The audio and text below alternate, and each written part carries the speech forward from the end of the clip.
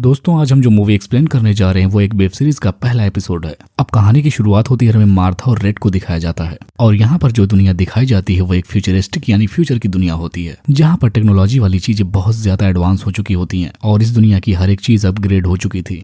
अब यहाँ पर हमें दिखाया जाता है कि मार्था कुछ स्टोर रूम से खाने की चीजें लेकर आती है और यहाँ पर उसका हस्बैंड एस कार में बैठा होता है, जिसके बाद कार में बैठकर वो दोनों खाने लगते हैं और यहाँ पर बाहर की तरफ बारिश बहुत तेज हो रही होती है और इस तरीके से ये दोनों सॉन्ग गाते हुए घर पर आ जाते हैं। अब ये दोनों अपने सामानों को अपने घर के अंदर ले जाकर रख देते हैं और मार्था खाना बनाने लगती है और यहाँ पर ऐश अपनी फोटो को इंटरनेट पर डालने लगता है और यहाँ पर वो मार्था से कहता है कि लोग इस फोटोज को देखकर बहुत हंसेंगे।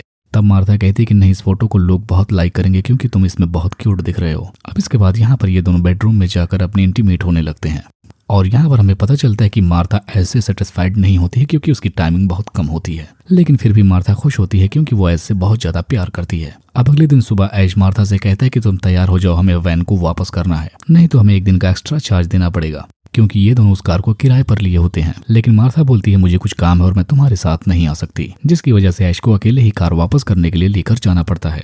और इधर हम मार्था को देखते हैं जो कि एक पेंटिंग बनाने लगती है। अब यहाँ पर मार्था को लगता है कि ऐश को तो गए बहुत देर हो चुकी है, जिसके बाद मार्था उसे फोन लगा देती है, लेकिन अब ऐश का फोन भी ऑफ आता है। जिसके बाद अब मार्था किराए की गाड़ी जहां से ली गई थी वहां पर फोन करती है। तब वहां पर उसे पता चलता है कि उसका हस्बैंड अभी तक कार लेकर वहां पहुंचा ही नहीं है और उसको तो सुबह ही पहुंच जाना चाहिए था। अब रात के टाइम मार्था के घर पर पुलिस आती है और यहाँ पर वो लोग उसे बताते हैं कि उसकी पति की एक दर्दनाक हादसे में मौत हो गई है। अब फ्यूनरल के टाइम उसकी दोस्त उसे बताते हैं कि वो उससे बात कर सकती है क्योंकि उसका डेटा इंटरनेट पर सेफ हो चुका है और अब वो ऐश से इंटरनेट के थ्रू बात कर सकती है। पहले तो यहाँ पर मार्था बहुत गुस्सा होती है, फिर कुछ दिनों बाद उसे पता चलता है कि वो प्रेग्नेंट भी है और अब ऐसा सुनने के बाद वो एकदम टूट जाती है। तब वो अपने फ्रेंड से पूछती है कि आखिर कैसे वो ऐश से बात कर सकती है। तब उसकी फ्रेंड बताती है एक खास तरह का सॉफ्टवेयर है जो कि इंटरनेट से सारे डेटा को कलेक्ट करता है और अगर कोई उससे कुछ पूछता है तो उसी की आवाज में उसे आंसर देता है।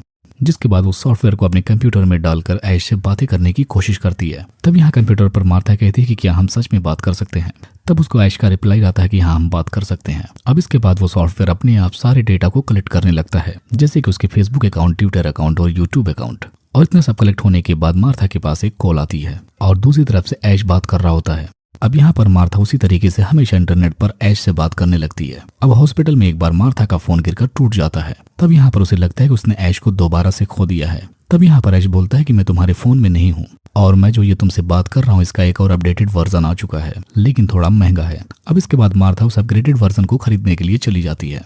अब हम देखते हैं कि मार्था अपने घर पर जाती है जहाँ पर उसके सामने एक पार्सल आता है और उसे देखने के बाद ऐसा लगता है जैसे वो किसी इंसान का क्लोन हो और वो बिल्कुल ऐश की तरह दिखता है। तब यहाँ पर ऐश उससे फोन पर बोलता है कि इस क्लोन को नहलाना पड़ेगा और अब नहला देने के बाद वो क्लोन धीरे धीरे जिंदा होने लगता है और वो चलते हुए मार्था के सामने आ जाता है। यहाँ पर मार्था को ऐश के रूप में देखकर विश्वास नहीं होता और वो बहुत डर जाती है क्योंकि उसे यकीन नहीं हो रहा था कि ऐश की तरह भी कोई इंसान मेरे सामने खड़ा हो सकता है।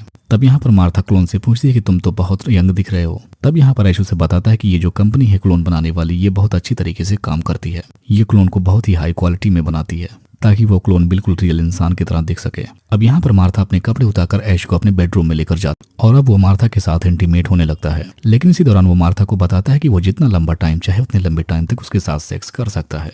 अब सुबह के टाइम हम देखते हैं कि मार्था की बहन उसके घर पर आती है और यहाँ पर वो मार्था को देखकर काफी खुश हो जाता है क्योंकि वो अपनी लाइफ में मूव ऑन कर रही है। अब यहाँ पर ऐश मार्था की बहन को उसकी दोस्त बोलता है, जैसा सुनने के बाद मार्था काफी गुस्सा हो जाती है, जिसकी वजह से रात में इन दोनों में झगड़ा भी हो जाता है। तब मार्था रात के टाइम ऐश को घर से निकाल देती है। अब सुबह उठकर मार्था देखती है कि ऐश गेट के बाहर ही खड़ा होता है और यहाँ पर वो बताता है कि वो अपने मालिक से 15 मीटर से ज्यादा दूर नहीं जा सकता। यहाँ पर मार्था को पता होता है कि ऐश का क्लोन भले ही ऐश जैसा दिखता हो, उसके जैसा बोलता है, लेकिन कभी वो ऐश की जगह नहीं ले सकता क्योंकि उस क्लोन में वो वाली फीलिंग्स नहीं है। जिसके बाद अब मार्था उस क्लोन को बिठाकर एक जगह कार में लेकर जाती है और वहां से उसको कूदने के लिए बोलने लगती है। तब ऐश उससे कहता है कि ठीक है। तब मार्था ऐसा सुनने के बाद फिर से गुस्सा हो जाती है और वो कहती है कि यही तो फर्क है तुम में और ऐश में, अगर ऐश होता तो यहाँ से कभी नहीं कूदता।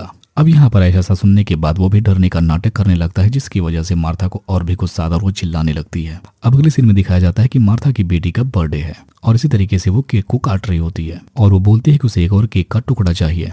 जिसके बाद वो अपने घर के छत की तरफ जाने लगती है क्योंकि वहां पर ऐश रहता है। जिसके बाद वो ऐश को बुलाकर केक काटने के लिए कहने लगती है। यहाँ पर वो ऐश को ऐश कहकर ही बुलाती है।